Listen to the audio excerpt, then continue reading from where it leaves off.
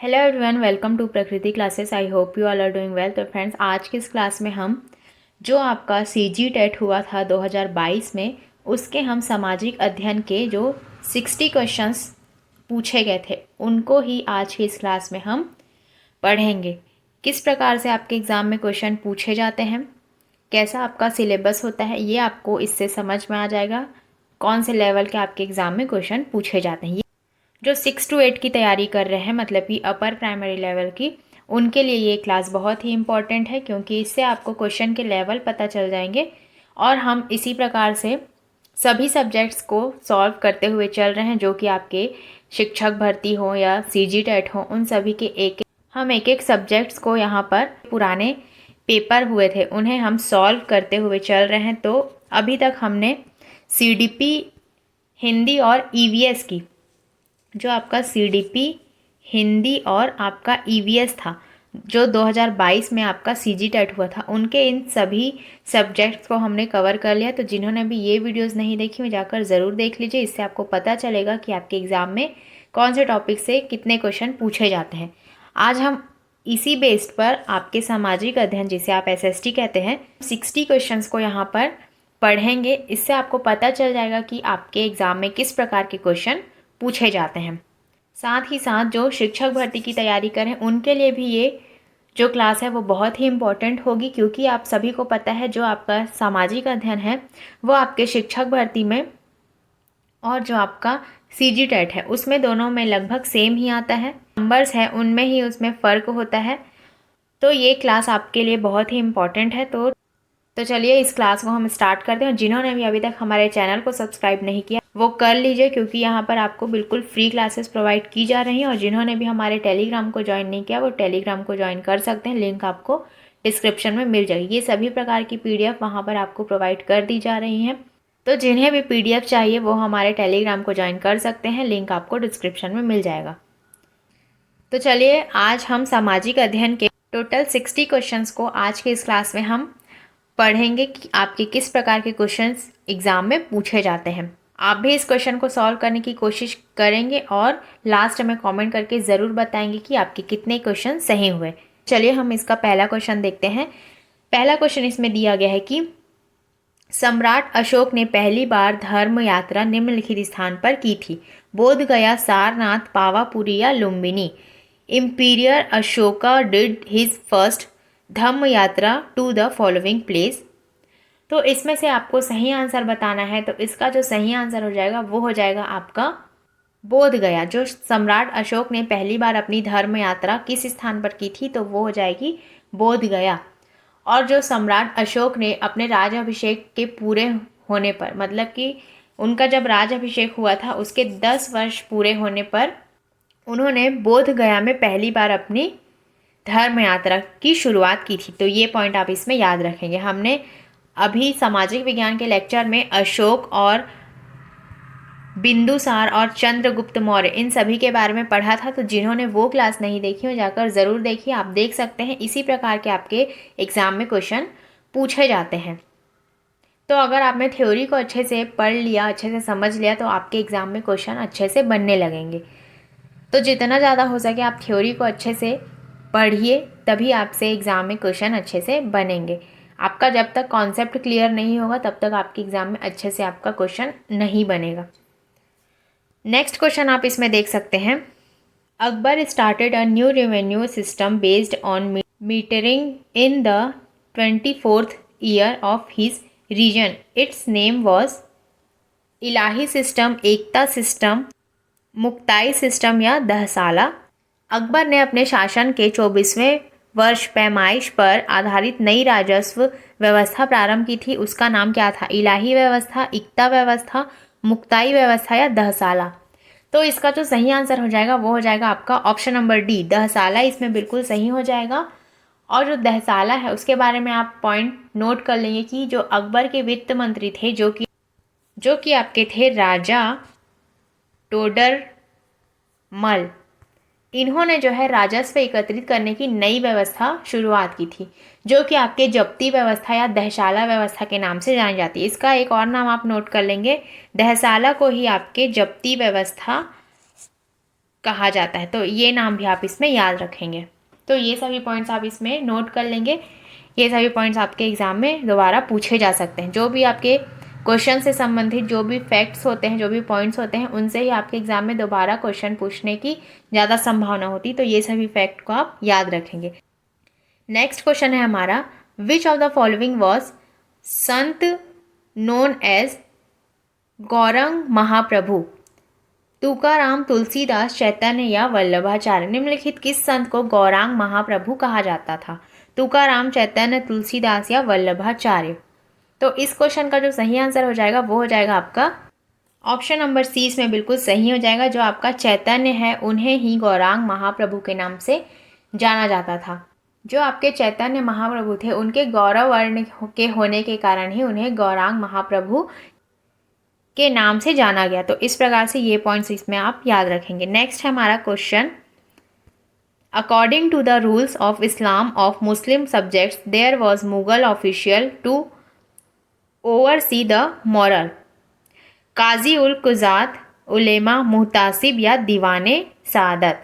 मुसलमान प्रजा का इस्लाम नियम के अनुसार सदाचार का निरीक्षण करने वाला मुगल अधिकारी था काजी उल कुजात, उलेमा, मुहतासिब या दीवाने सादत? तो इसका जो सही आंसर हो जाएगा वो हो जाएगा आपका ऑप्शन नंबर सी इसमें बिल्कुल सही हो जाएगा। जो मुसलमान प्रजा का इस्लामिक नियम के अनुसार सदाचार का निरीक्षण करने वाला जो मुगल अधिकारी था वो था आपका मुहतासिब। तो ये नाम आप इसमें याद रखेंगे।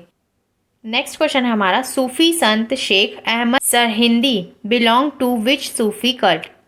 नक्शबंदी, कादिरी, चिश्ती या अहमदिया? सूफी संत शेख अहमद सरहिंदी किस सूफी संप्रदाय के थे? नक्शबंदी, कादिरी, चिश्ती या अहमदिया? का जो सही आंसर हो जाएगा वो हो जाएगा आपका ऑप्शन नंबर ए इसमें बिल्कुल सही हो जाएगा। जो सूफी संत शेख अहमद सरहिंदी किस सूफी संप्रदाय के थे? तो वो थे आपके नक्शबंदी सूफी संप्रदाय के। तो ये आंसर आप इसमें याद रखेंगे। और जो सूफी संत शेख अहमद सरहिंदी थे वो एक विख्यात भारतीय सूफी विद्वान थे। ये थे आपके भारतीय सूफी विद्वान थे। उनका जो संबंध था वो हनफी विचारधारा और नक्शबंदी सूफी संप्रदाय से था। नक्शबंदी के साथ साथ आप एक और नाम इसमें याद रखेंगे, इनका जो संबंध था वो था इनके हनफी विचारधारा से। तो ये नाम भी आप इसमें याद रखेंगे। इस प्रकार से इसमें ये सभी पॉइंट्स आप याद रखेंगे। नेक्स्ट क्वेश्चन आप देख सकते हैं, किस मराठा पेशवा ने अंग्रेजों के साथ बेसिन की संधि 1802 में की थी? रघुनाथ राव, बाजीराव द्वितीय, माधव राव द्वितीय या Balaji? Which Maratha Peshwa signed the treaty of Bassein with the British in 1802? तो इसका जो सही आंसर हो जाएगा वो हो जाएगा आपका ऑप्शन नंबर बी इसमें बिल्कुल सही हो जाएगा। जो आपके बाजीराव द्वितीय ही थे वो एक मराठा पेशवा थे जिन्होंने अंग्रेजों के साथ मिलकर बेसिन की संधि 1802 में की थी। इस प्रकार से ये क्वेश्चन का आंसर आप इसमें याद रखेंगे। नेक्स्ट क्वेश्चन आप इसमें देख सकते हैं, 1857 के विप्लव को इंग्लैंड के किस नेता ने सुनियोजित एवं सुसंगठित प्रयत्नों का परिणाम बताते हुए एक राष्ट्रीय विद्रोह कहा था? डिज़रायली, ग्लेडस्टोन, लॉयड जॉर्ज या Robert peel? Which leader of England described the revolt of 1857 as the result of well-planned and organized efforts called a national uprising? तो इसका जो सही आंसर हो जाएगा वो हो जाएगा आपका ऑप्शन नंबर ए इसमें बिल्कुल सही हो जाएगा। जो डिज़रायली है वो ऑप्शन इसमें बिल्कुल सही हो जाएगा। नेक्स्ट क्वेश्चन आप देख सकते हैं, इसमें सुप्रीम कोर्ट ने कार्यस्थल में महिलाओं के छेड़छाड़ को मौलिक अधिकारों का हनन का अपराध मानने वाला विशाखा निर्देश कब जारी किया था? 1998, 1997, 2001 या 2003? When did the Supreme Court issue the Vishakha guidelines considering molestation of a crime of violation of fundamental rights? तो इसका जो सही आंसर हो जाएगा वो हो जाएगा आपका नंबर बी इसमें बिल्कुल सही हो जाएगा। जो 1997 में सुप्रीम कोर्ट ने महिलाओं के छेड़छाड़ के मौलिक अधिकार का हनन करने के अपराध को आपके विशाखा दिशा निर्देश जारी किया था वो था आपका 1997। तो ये डेट आप इसमें याद रखेंगे। नेक्स्ट क्वेश्चन आप इसमें देख सकते हैं, 1857 के विप्लव के पश्चात ईस्ट इंडिया कंपनी की सत्ता समाप्त कर क्राउन की सत्ता स्थापना की घोषणा की गई थी। वो कब की गई थी ये आपसे पूछा गया है। अप्रैल 1858, जून 1858, नवंबर 1857 या अगस्त 1858। When was the power of crown declared after the revolt of 1857 ending the east India company. तो इसका जो सही आंसर हो जाएगा वो हो जाएगा आपका ऑप्शन नंबर डी, इसमें बिल्कुल सही हो जाएगा। जो 1857 के विप्लव के पश्चात ईस्ट इंडिया कंपनी की सत्ता को समाप्त कर क्राउन की सत्ता कब स्थापना की थी, तो वो की थी आपके अगस्त 1858 में। तो ये आंसर आप इसमें याद रखेंगे। नेक्स्ट क्वेश्चन आप देख सकते हैं इसमें, ब्रिटिश कालीन भारत में जाति व्यवस्था को प्रभावित करने वाले कारकों में निम्नलिखित कारक नहीं था ये आपसे पूछा गया है। औद्योगिकरण, पाश्चात्य सभ्यता, जाति पंचायत या अंग्रेजी शिक्षा। The following factors were not among the factors affecting the caste system in British India. Industrialization, Western civilization, caste panchayat, English education. तो इसका जो सही आंसर हो जाएगा वो हो जाएगा आपका, जो इसमें जाति व्यवस्था को प्रभावित करने वाले कारकों में शामिल नहीं था वो हो जाएगा आपका ऑप्शन नंबर सी, जाति पंचायत इसमें कारक के रूप में नहीं है। तो ये आंसर आप इसमें याद रखेंगे। नेक्स्ट क्वेश्चन आप इसमें देख सकते हैं, कौटिल्य के अर्थशास्त्र के अनुसार क्षेत्रक किसे कहा जाता था? सैनिक, भूस्वामी, सीमा रक्षक या पुरोहित। According to Kautilya in Arthashastra who was क्षत्रक? सोल्जर, लैंडलॉर्ड, बॉर्डर गार्ड या फिर प्राइस्ट। तो इसका जो सही आंसर हो जाएगा वो हो जाएगा आपका ऑप्शन नंबर बी, भूस्वामी, मतलब कि लैंडलॉर्ड इसमें बिल्कुल सही हो जाएगा। जो क्षेत्रक था वो आपके भूस्वामी कहे जाते थे। तो इस प्रकार से इसका सही आंसर हो जाएगा आपका भूस्वामी। जो अभी हमने एसएसटी का लेक्चर कंप्लीट किया था उसमें हमने इन्हीं सभी के बारे में पढ़ा था जो आपके कौटिल्य थे। और इसमें आप एक नाम याद रखेंगे कि आपके जो कौटिल्य है उन्हें ही चाणक्य के नाम से जाना जाता है। तो ये नाम भी आप याद रखेंगे। और अभी तक हमने जितने भी लेक्चर्स किए हैं उसमें से हमने इन सभी के बारे में भी पढ़ा था। तो जिन्हें भी ये लगता है कि हमारे लेक्चर्स में अननेसेसरी क्वेश्चन आंसर यहाँ पर बताए जा रहे हैं तो उनसे मैं कह दूँ कि आपका जो सामाजिक विज्ञान है, जो आपका एसएसटी है, उसका जो सिलेबस है वो बहुत ही बड़ा है। अगर आपको क्वेश्चन आंसर अच्छे से बनाने हैं तो आपको जो है पूरा आपको थ्योरी उसमें कंप्लीट करना होगा, तभी आपसे जो है क्वेश्चन आंसर अच्छे से बनेंगे। तो वो सभी क्वेश्चंस आपके थ्योरी में से ही निकाल कर बनाए गए होते हैं। तो वो सभी क्वेश्चन जो होते हैं वो बहुत ही इंपॉर्टेंट होते हैं। अगर आपने थ्योरी को कर लिया तो आपसे ये सभी जो आपके एग्ज़ाम में आए हुए क्वेश्चंस हैं वो अच्छे से बनने लगेंगे। तो जिन्हें भी ये लगता है कि यहाँ पर अननेसेसरी क्वेश्चन आंसर पढ़ाए जा रहे हैं तो वो लोग यहाँ पर देख सकते हैं कि आपके एग्ज़ाम में किस प्रकार के क्वेश्चन पूछे जाते हैं। और वही सभी जो लेक्चर्स हैं वहाँ पर हमारे क्लासेस के द्वारा आपको प्रोवाइड की जा रही हैं। तो जिन्हें अगर ये लग रहा है कि वहाँ पर आपके एग्ज़ाम के पॉइंट ऑफ व्यू से नहीं पढ़ाया जा रहा है तो आप इसमें चेक कर सकते हैं कि आपके एग्ज़ाम में किस प्रकार के क्वेश्चन पूछे जाते हैं और हमने थ्योरी में किस प्रकार के थ्योरी को पढ़ाया है। तो यहाँ से आप मैच कर सकते हैं। तो चलिए हम नेक्स्ट क्वेश्चन देखते हैं। निम्नलिखित अधीनस्थ राजपूत राज्य का अकबर के साथ कोई वैवाहिक संबंध नहीं था। ऑप्शन इसमें दिए गए हैं, जैसलमेर, बीकानेर, बांसवाड़ा या Amer. Which of the following subordinate Rajput kingdom had no matrimonial relationship with Akbar. तो इसका जो सही आंसर हो जाएगा वो हो जाएगा आपका ऑप्शन नंबर सी, बांसवाड़ा इसमें बिल्कुल सही हो जाएगा। नेक्स्ट क्वेश्चन आप देख सकते हैं, वैदिक साहित्य के अनुसार विद्यार्थी जीवन समाप्त होने पर कौन सा संस्कार होता था? 4 प्रतिज्ञा, उपनयन, जात कर्म या समावर्तन। तो इस क्वेश्चन का जो सही आंसर हो जाएगा वो हो जाएगा आपका समावर्तन। ऑप्शन नंबर डी इसमें बिल्कुल सही हो जाएगा। जो वैदिक साहित्य के अनुसार विद्यार्थी जीवन समाप्त होने पर संस्कार जो होता था वो था आपका समावर्तन संस्कार। इस प्रकार से इसका आंसर आप इसमें याद रखेंगे। हमने वैदिक साहित्य के बारे में भी पढ़ा था तो आप देख सकते हैं उन सभी से ही ये क्वेश्चन पूछे जाते हैं। अगर थ्योरी को आपने अच्छे से पढ़ लिया तो उससे बाहर आपके एग्ज़ाम में क्वेश्चन नहीं पूछा जाता। उन्हीं थ्योरी से ही छोटे छोटे क्वेश्चन बनाकर आपके एग्ज़ाम में पूछा जाता है। नेक्स्ट है हमारा क्वेश्चन, सूफी धर्म में ईश्वर से एकात्मक प्राप्त करने के साधनों में एक है समा। इसका अर्थ होता है उपवास, संकीर्तन, ध्यान या भेदभाव रहित। समा is one of the means of achieving with God in religion. Fasting, संकीर्तन, मेडिटेशन या नॉन डिस्क्रिमिनेटरी। इसका जो सही आंसर हो जाएगा वो हो जाएगा आपका सूफी धर्म में ईश्वर से एकात्म प्राप्त करने के साधनों में समा है, उसका जो अर्थ होता है वो है आपका संकीर्तन। तो इस प्रकार से इसका आंसर आप इसमें याद रखेंगे। नेक्स्ट क्वेश्चन आप देख सकते हैं, आधुनिक भारत में नगरीकरण प्रक्रिया के विकास में निम्नलिखित कारण नहीं माना जाता है। सांस्कृतिक परंपरा, व्यापारिक केंद्र, संचार माध्यमों का विकास, कृषि में नवीन प्रयोग।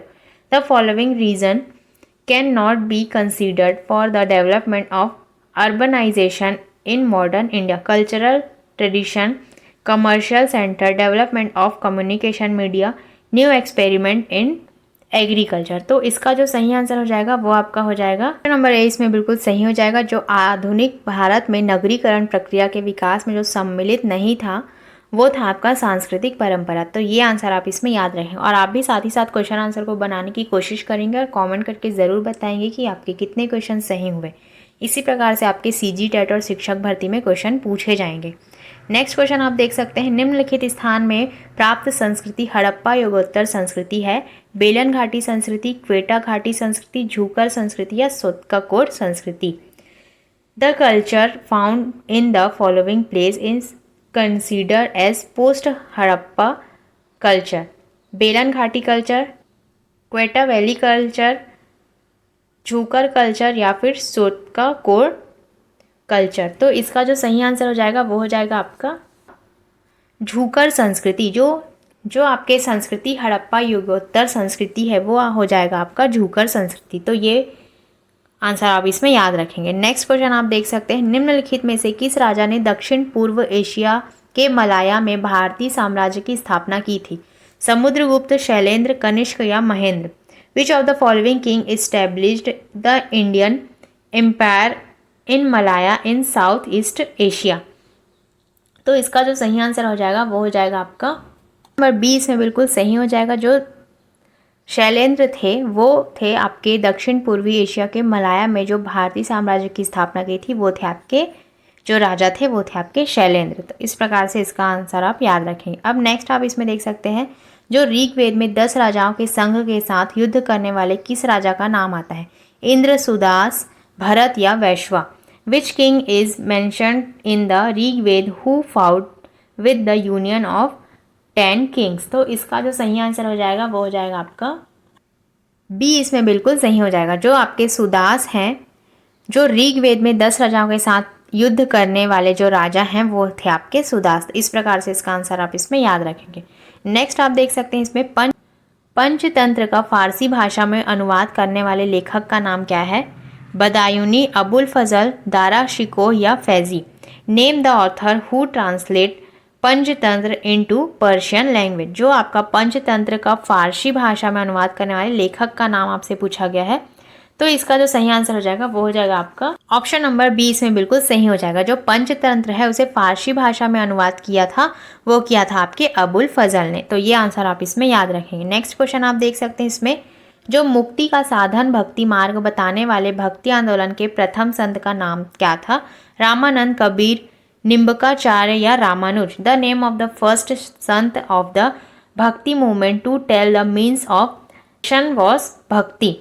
तो इसका जो सही आंसर हो जाएगा वो हो जाएगा आपका ऑप्शन नंबर डी, इसमें बिल्कुल सही हो जाएगा। जो आपके मुक्ति साधन भक्ति मार्ग बताने वाले जो भक्ति आंदोलन के प्रथम संत का नाम था वो था आपका रामानुज। तो ये आंसर आप इसमें याद रखेंगे। नेक्स्ट आप देख सकते हैं क्वेश्चन, ईस्ट इंडिया कंपनी ने समकक्षता के सिद्धांत पर भारतीय रियासतों के साथ समझौता किया था। इस नीति को क्या कहा जाता था। सुरक्षा घेरे की नीति, समानता एवं संघर्ष की नीति, समानता एवं पार्थक्य नीति या संघ की नीति। The east India company had entered into agreements with the Indian princely states on the principle of balance. What was the policy called? Policy of ring fence, policy of equality and struggles, equality and isolation policy या फिर policy of federations। तो इसका जो सही answer हो जाएगा वो हो जाएगा आपका सुरक्षा घेरे की नीति है। वो आपके ईस्ट इंडिया कंपनी ने जो समकक्षता के सिद्धांत और भारतीय रियासतों के साथ समझौता किया था तो उसी नीति को आपको कहा जाता है सुरक्षा घेरे की नीति। तो ये आंसर आप इसमें याद रखेंगे। नेक्स्ट क्वेश्चन आप इसमें देख सकते हैं, भारत में बाल श्रम नीति के क्रियान्वयन के लिए बाल श्रम उन्मूलन प्राधिकरण कब बनाया गया था। When was the बाल श्रम उन्मूलन प्राधिकरण created for implementation of child labor policy in India.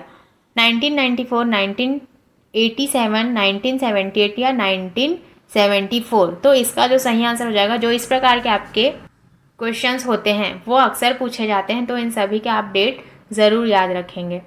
तो इसका जो सही आंसर हो जाएगा वो हो जाएगा आपका नंबर ए, इसमें बिल्कुल सही हो जाएगा। जो बाल श्रम उन्मूलन प्राधिकरण बनाया गया है वो बनाया गया था आपका 1994, और इसकी आप पूरी डेट याद रखेंगे 26 सितंबर, जो आपका 26 सितंबर था 1994, इसी दिन आपके बाल श्रम उन्मूलन प्राधिकरण बनाया गया था। तो ये डेट आप इसमें याद रखेंगे।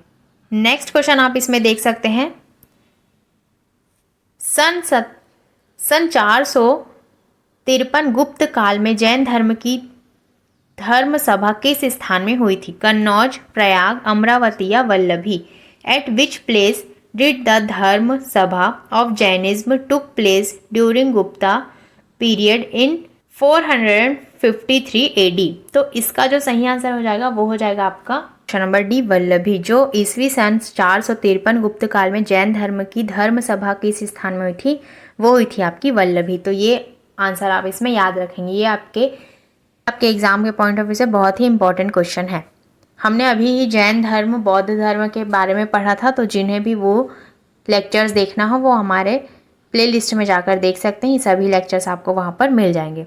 नेक्स्ट क्वेश्चन आप इसमें देख सकते हैं, सम्राट अशोक के इतिहास जानने का मुख्य स्रोत अभिलेख है, उसके अरमाइक भाषा के कितने अभिलेख प्राप्त हैं? The main source for knowing the history of emperor Ashok is inscription. How many records of his Aramaic language are found? 5, 7, 1 या 3? तो इसका जो सही आंसर हो जाएगा वो हो जाएगा आपका 3, ऑप्शन नंबर डी इसमें बिल्कुल सही हो जाएगा। जो सम्राट अशोक के अभिलेख हैं उसके अरमाइक भाषा के कितने अभिलेख प्राप्त हैं? वो हैं आपके 3। नेक्स्ट क्वेश्चन आप इसमें देख सकते हैं, अब ये आपके पॉलिटी से संबंधित क्वेश्चन है। राष्ट्रपति की उच्चतम न्यायालय से सलाह करने में शक्ति का उल्लेख संविधान के किस अनुच्छेद में है? अनुच्छेद 124, अनुच्छेद 153, 143, अनुच्छेद 134 या अनुच्छेद 164? In which article of Indian constitution power of president to consult supreme court is been describe? Article 124, article 143, article 134 या आर्टिकल 164? जो आपके राष्ट्रपति की उच्चतम न्यायालय से सलाह करने में जो शक्ति का उल्लेख होता है वो संविधान के किस अनुच्छेद में है, वो आपको पूछा गया है। तो इसका जो सही आंसर हो जाएगा वो हो जाएगा आपका ऑप्शन नंबर 20 में बिल्कुल सही हो जाएगा। जो आपका अनुच्छेद 143 है उसके तहत राष्ट्रपति उच्चतम न्यायालय से प्राप्त सलाह को मानने के लिए बाध्य नहीं होता। तो ये इसमें बिल्कुल सही हो जाएगा। नेक्स्ट क्वेश्चन आप इसमें देख सकते हैं, भारत के संविधान के उद्देश्यों में से एक आर्थिक न्याय का उल्लेख किया गया है। प्रस्तावना तथा मौलिक अधिकारों में, प्रस्तावना तथा राज्य के नीति निर्देशक सिद्धांतों में, मौलिक अधिकारों तथा राज्य के नीति निर्देशक सिद्धांतों में या उपरोक्त में से कोई नहीं? Economic justice is one of the objective in Indian constitution. It is described in preamble and fundamental rights, in preamble and directive principles of the state, in fundamental rights and directive principles of the state, या none of the above. तो इसका जो सही answer हो जाएगा वो हो जाएगा आपका ऑप्शन नंबर 20 में बिल्कुल सही हो जाएगा। जो प्रस्तावना तथा राज्य के नीति निर्देशक सिद्धांतों में आपके आर्थिक न्याय का उल्लेख किया गया है वो इसी सिद्धांत में किया गया है। तो ये आंसर आप इसमें याद रखेंगे। और जो आपका ये नीति निर्देशक तत्व है वो आपके अनुच्छेद 38 में दिया गया है, तो ये भी आप इसमें याद रखेंगे। और जो आपके प्रस्तावना है उसमें आपके सामाजिक, आर्थिक तथा राजनीतिक न्याय के बारे में उल्लेख किया गया है। तो ये सभी पॉइंट्स आप इसमें याद रखेंगे। नेक्स्ट क्वेश्चन आप इसमें देख सकते हैं, राज्यसभा के संबंध में निम्न कथनों पर विचार करें। राज्यसभा एक निरंतर चलने वाली संस्था है। इसके 1/4 सदस्य हर दूसरे वर्ष सेवानिवृत्त होते हैं। राज्यसभा के सदस्यों की पद अवधि 6 साल की होती है। Consider the following statement regarding Rajya Sabha. Rajya Sabha is a sustainable organization. About 1/4 of its member retire every second year. Each member is elected for a term of 6 year. तो इसका जो सही आंसर हो जाएगा वो हो जाएगा आपका ऑप्शन नंबर 20 में बिल्कुल सही हो जाएगा। जो कथन पहला है और आपका तीसरा है वो इसमें बिल्कुल सही हो जाएगा। और जो राज्यसभा एक स्थायी सदन है, यह भी आपको पता होना चाहिए। जो आपकी राज्यसभा है वो आपकी होती है एक स्थायी सभा, मतलब कि स्थायी सदन होती है। और राज्यसभा के जो सदस्यों का कार्यकाल होता है वो 6 वर्ष होता है, वो 6 वर्ष होता है। तो ये ऑप्शन इसमें बिल्कुल सही हो जाएगा। और जो आपका राज्यसभा होता है वो एक निरंतर चलने वाली संस्था होती है, और इनके जो 1/3 सदस्य होते हैं, 1/3 सदस्य होते हैं, वो प्रत्येक 2 वर्षों में सेवानिवृत्त होते हैं। यहाँ पर 1/4 लिखा गया, इसीलिए गलत हो गया। 1/3 अगर लिखा गया होता तो ये भी इसमें सही होता। तो ये सभी पॉइंट्स आप इसमें याद रखेंगे। नेक्स्ट क्वेश्चन आप इसमें देख सकते हैं। जो आपके पॉलिटी से क्वेश्चन आते हैं वो इसी प्रकार से आते हैं, आपसे कूट में क्वेश्चन पूछे जाते हैं। 3-4 आपको ऑप्शंस दे दिए जाते हैं और इसमें से आपको पता होना चाहिए कि कौन सा ऑप्शन सही है। अगर तो आप देख सकते हैं कि आपके एग्जाम में किस प्रकार के क्वेश्चन पॉलिटी से पूछे जाते हैं। नेक्स्ट क्वेश्चन आप देख सकते हैं, राज्यपाल के संबंध में निम्न कथनों पर विचार कीजिए। वह अपना त्यागपत्र राज्य के मुख्य न्यायाधीश को प्रस्तुत करता है। उसकी आयु कम से कम 35 वर्ष होनी चाहिए। उसकी उपलब्धियों, भत्तों और विशेष अधिकारों का निर्धारण राष्ट्रपति द्वारा किया जाता है। इस क्वेश्चन के आंसर को विलोपित किया गया था, मतलब कि इस क्वेश्चन को आपका विलोपित किया गया था, तो इसे स्किप करते हुए हम चलते हैं नेक्स्ट क्वेश्चन की ओर।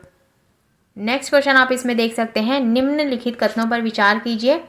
संविधान के तीसरे भाग में 6 मौलिक अधिकारों का उल्लेख किया गया है। मूल संविधान में मौलिक कर्तव्यों का उल्लेख नहीं किया गया है। Consider the following statement, the 6 fundamental right are described in the part 3 of Indian constitution. Fundamental duties were not described in Indian constitution originally. तो इसका जो सही आंसर हो जाएगा वो हो जाएगा आपका ऑप्शन नंबर सी, इसमें बिल्कुल सही हो जाएगा। जो ये दोनों हैं वो बिल्कुल इसमें सही हो जाएगा। जो संविधान के तीसरे भाग में 6 मौलिक अधिकारों का उल्लेख किया गया वो बिल्कुल सही है, और मूल संविधान में मौलिक कर्तव्यों का उल्लेख नहीं किया गया। तो ये दोनों ऑप्शन इसमें सही हो जाएंगे।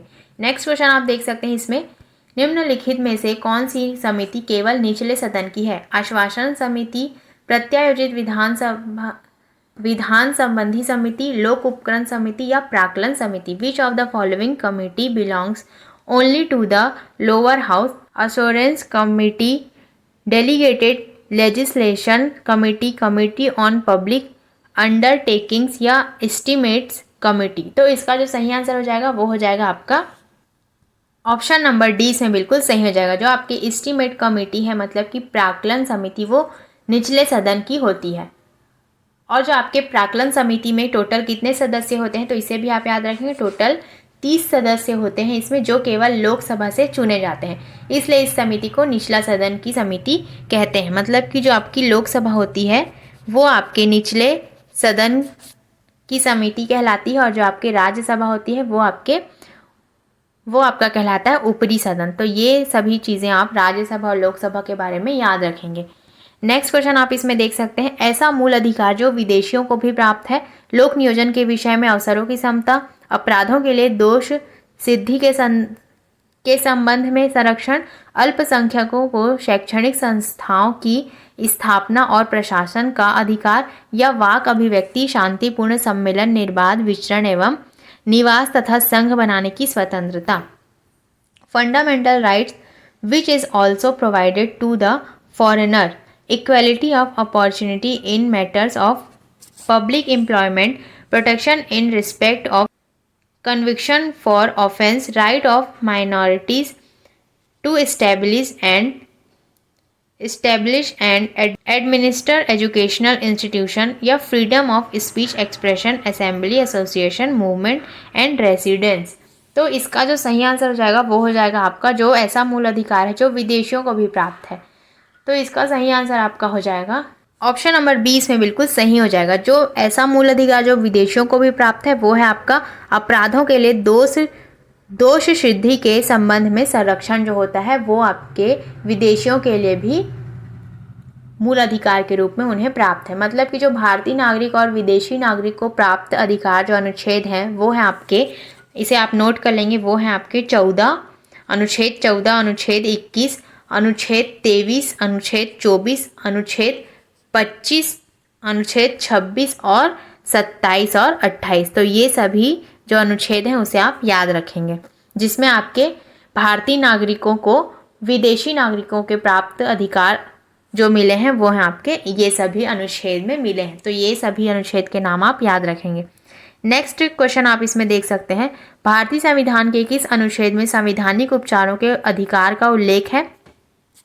इन which article of Indian constitution right of constitutional remedies is described? Article 34, article 31, article 30 या आर्टिकल 34?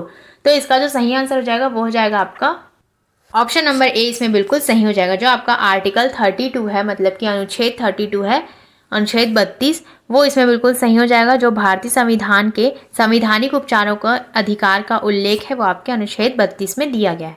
नेक्स्ट क्वेश्चन आप इसमें देख सकते हैं, अब आपके ज्योग्राफी से संबंधित क्वेश्चन है। तो आप देख सकते हैं जो आपका सामाजिक अध्ययन है वो कितना बड़ा सिलेबस है उसका, जिसमें आपके हिस्ट्री भी पूछे जाते हैं, पॉलिटी भी और ज्योग्राफी भी पूछे जाते हैं, और प्लस आपके पेडागोजिकल क्वेश्चंस भी पूछे जाते हैं। तो इन सभी को आपको पढ़ना होता है, इसीलिए सामाजिक विज्ञान जो है आपका बहुत बड़ा सिलेबस, जो आपका बहुत बड़ा सब्जेक्ट हो जाता है। नेक्स्ट क्वेश्चन आप इसमें देख सकते हैं, निम्नांकित में से कौन सी भू आकृति नदी द्वारा बनाई जाती है? गॉर्ज, कैनियन, गोखुर झील। Which of the following land form is been made by river? Gorge canyon या फिर ऑक्सबोर्ड लेक। तो इसका सही आंसर आप देख सकते हैं इसमें ऑप्शन नंबर डी इसमें बिल्कुल सही हो जाएगा। ये तीनों हैं, इनके ही द्वारा भू आकृति नदियां बनाई जाती हैं, तो ये सभी इसमें बिल्कुल सही हो जाएंगे।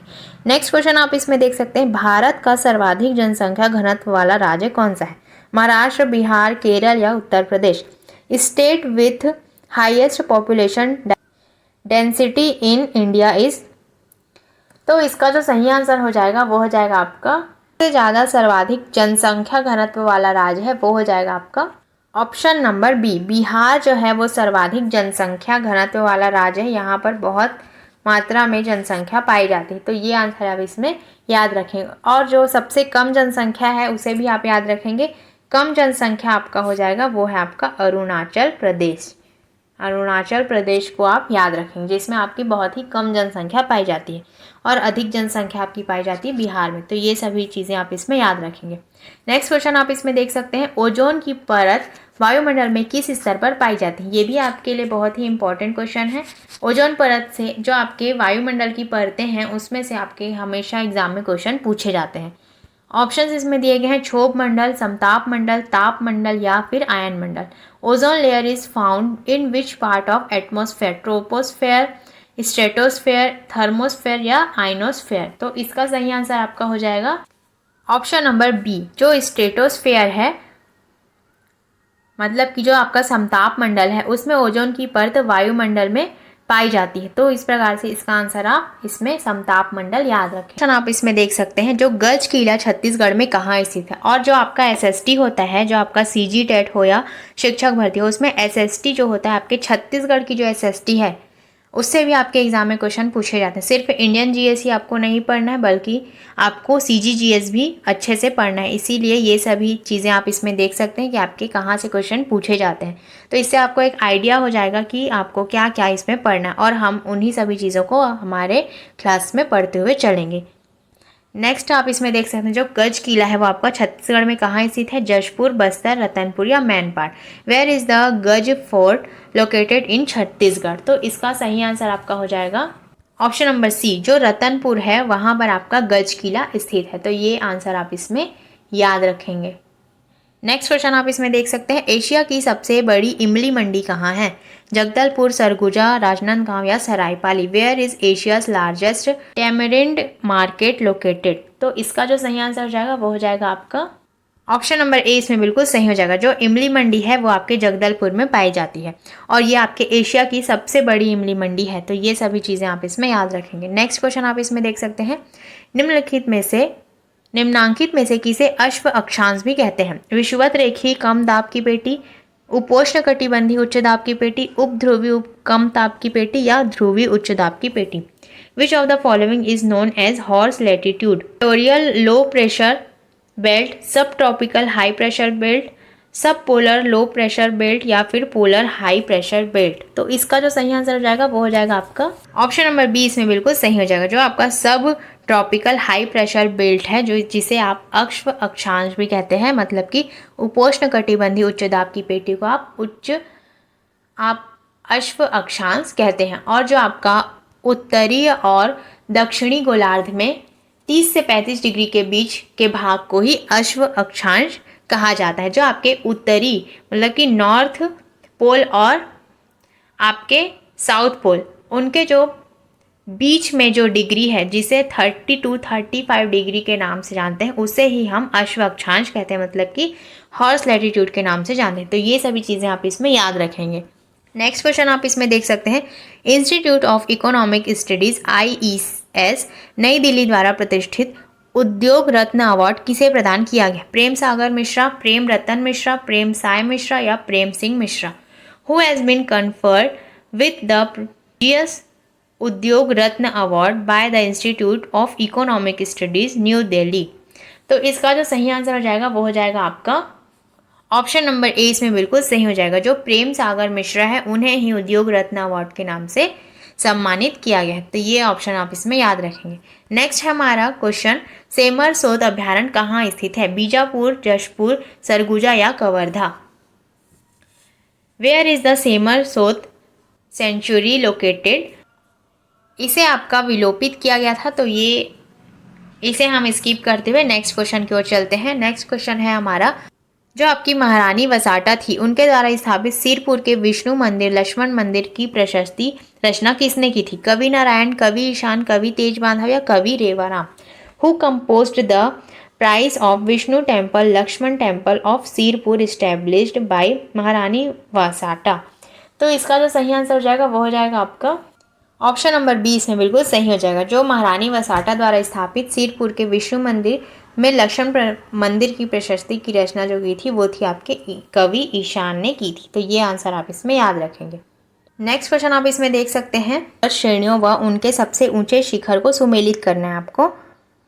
तो इसमें आप मैच कर सकते हैं, अरावली पर्वत जिसके आगे लिखा गया अनाईमुड़ी, नीलगिरी पर्वत, गुरु शिखर, सतपुड़ा श्रेणी, डोडा बेटा या पश्चिमी घाट का धूपगढ़। तो इसका जो सही आंसर हो जाएगा वो हो जाएगा आपका जो आपका अरावली पर्वत है उसका जो संबंध है वो है आपके गुरु शिखर से, नीलगिरी पर्वत का संबंध है आपके डोडा बेटा से, और जो सतपुड़ा श्रेणी है उसका संबंध है धूपगढ़ से, और पश्चिमी घाट का संबंध अनाईमुड़ी से है। तो इसका जो सही आंसर हो जाएगा वो हो जाएगा आपका ऑप्शन नंबर सी। तो ये सभी चीज़ें आप इसमें याद रखेंगे। नेक्स्ट क्वेश्चन आप इसमें देख सकते हैं, जो भूमकाल का विद्रोह किस सन में हुआ था? In which year did the revolt of Bhumkal take place? 1900, 1910, 1915 या 1920? तो इसका सही आंसर आपका हो जाएगा ऑप्शन नंबर 20 में बिल्कुल सही हो जाएगा। जो भूमकाल का विद्रोह हुआ था वो हुआ था 1910 में। नेक्स्ट आप इसमें देख सकते हैं, चिंगरा पगार जलप्रपात कहाँ स्थित है? बस्तर, रायपुर, गरियाबंद या शेरपुर? वेयर इज चिंगरा पगार वाटरफॉल्स लोकेटेड? इसका जो सही आंसर हो जाएगा वो हो जाएगा आपका गरियाबंद में जो है आपका चिंगरा पगार जलप्रपात स्थित है। तो इस प्रकार से इसका आंसर आप इसमें याद रखेंगे। नेक्स्ट क्वेश्चन आप इसमें देख सकते हैं, निम्न में से किस साहित्यकार को छत्तीसगढ़ के विद्यासागर की संज्ञा दी जाती है? हरि ठाकुर, नंद किशोर तिवारी, पंडित रामदयाल तिवारी या Pandit Lochan Pandey? Which of the following literature is known as the Vidyasagar of Chhattisgarh? Chhattisgarh के विद्यासागर की संज्ञा आपको किसे दी जाती है? तो इसका जो सही आंसर हो जाएगा वो हो जाएगा आपका ऑप्शन नंबर सी, जो पंडित रामदयाल तिवारी है। जो पंडित रामदयाल तिवारी है वो उसे ही आपके छत्तीसगढ़ का विद्यासागर कहा जाता है। तो ये आंसर आप इसमें याद रखें। नेक्स्ट क्वेश्चन आप इसमें देख सकते हैं, भारत के कौन कौन से राज्य चीन की सीमा से लगे हुए हैं? अरुणाचल प्रदेश, सिक्किम, मणिपुर या बंगाल? सिक्किम, मणिपुर या बंगाल? अरुणाचल प्रदेश, सिक्किम, हिमाचल प्रदेश या अरुणाचल प्रदेश, असम या Paschim Bangal? Which Indian states make border with China? जो आपके भारत और चीन की सीमा से लगे हुए राज्य हैं उनको आपको बताना है। तो इसका जो सही आंसर हो जाएगा वो हो जाएगा ऑप्शन नंबर सी, अरुणाचल प्रदेश, सिक्किम और हिमाचल प्रदेश आपके भारत और चीन से लगे हुए जो राज्य हैं वो ये तीनों राज्य हैं। तो इन सभी के नाम आप इसमें याद रखेंगे। नेक्स्ट क्वेश्चन आप इसमें देख सकते हैं, लेटेराइट मिट्टी को स्थानीय भाषा में क्या कहते हैं? What does laterite soil is called in local language? Bhata, kanhari, दोमट या मटासी? तो इसका जो सही आंसर हो जाएगा वो हो जाएगा आपका भाटा। जो लेटेराइट मिट्टी है उसे भाटा के नाम से जाना जाता है। नेक्स्ट क्वेश्चन आप इसमें देख सकते हैं, लोकगीत जो लेजा है छत्तीसगढ़ के मुख्यतः कौन से आदिवासी बहुल क्षेत्रों में गाया जाता है? सरगुजा, कोरिया, जशपुर या Bastar? Folk song Leja is mainly sung in which tribal dominated area of Chhattisgarh.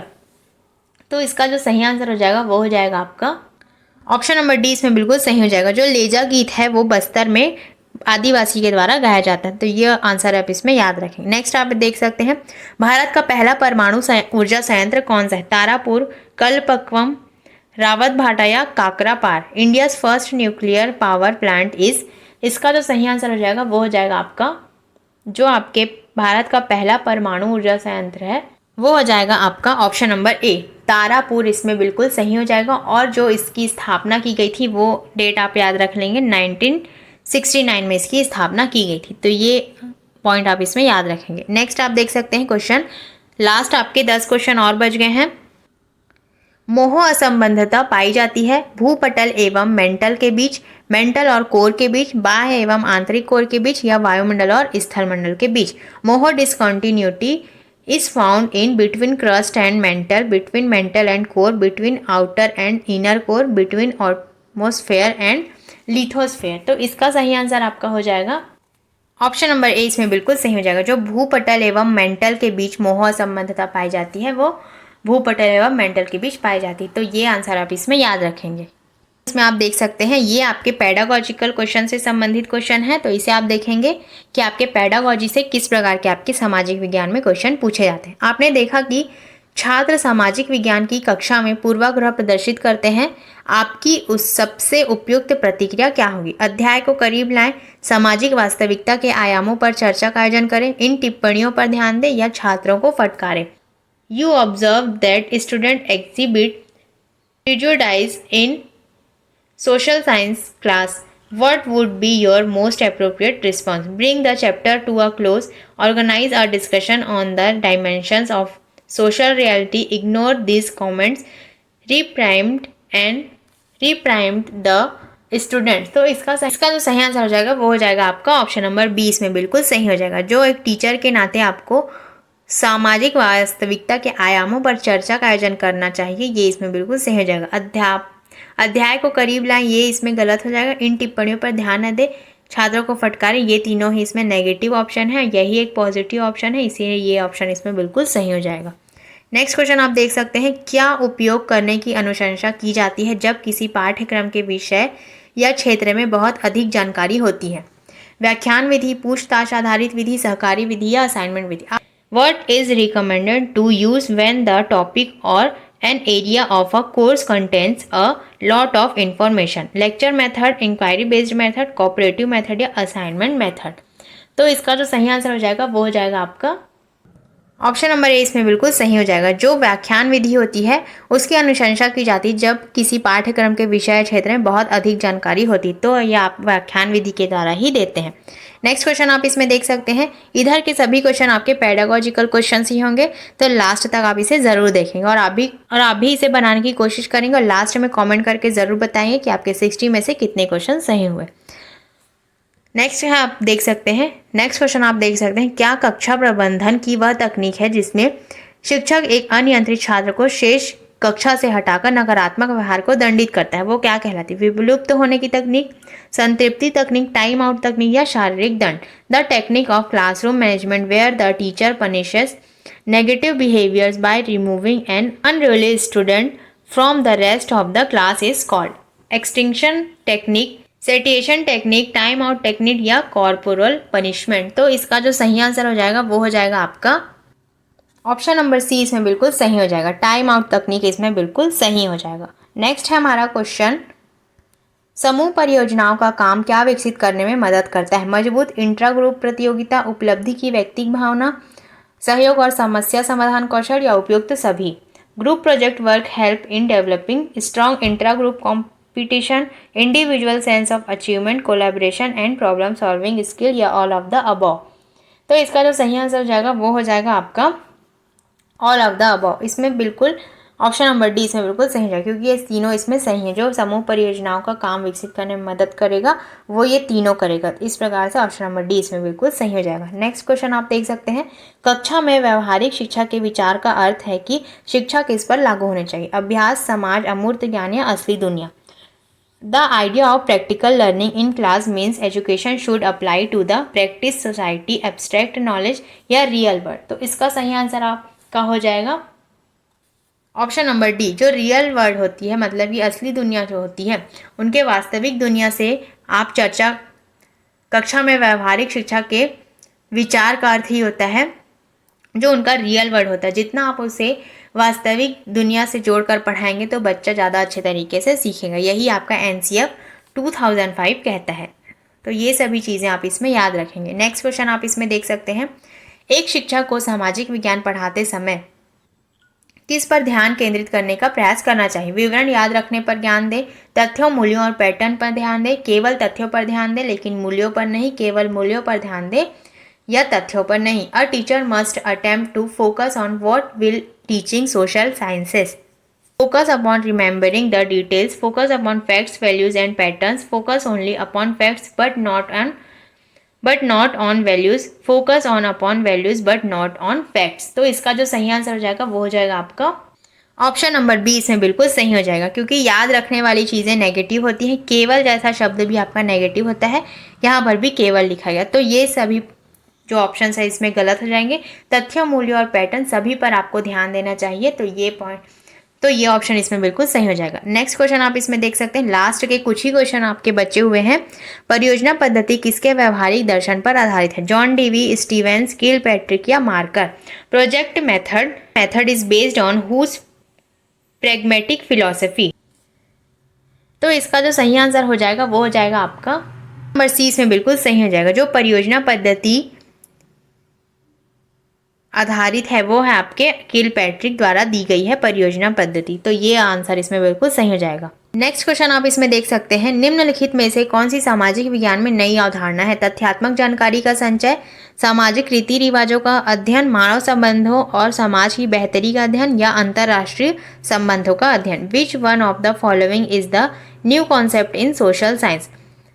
accumulation of factual information, study of social customs, the study of human relation and betterment of society या फिर the study of international relations? तो इसका सही answer हो जाएगा option number सी, मानव संबंधों और समाज की बेहतरी का अध्ययन होता है सामाजिक विज्ञान में।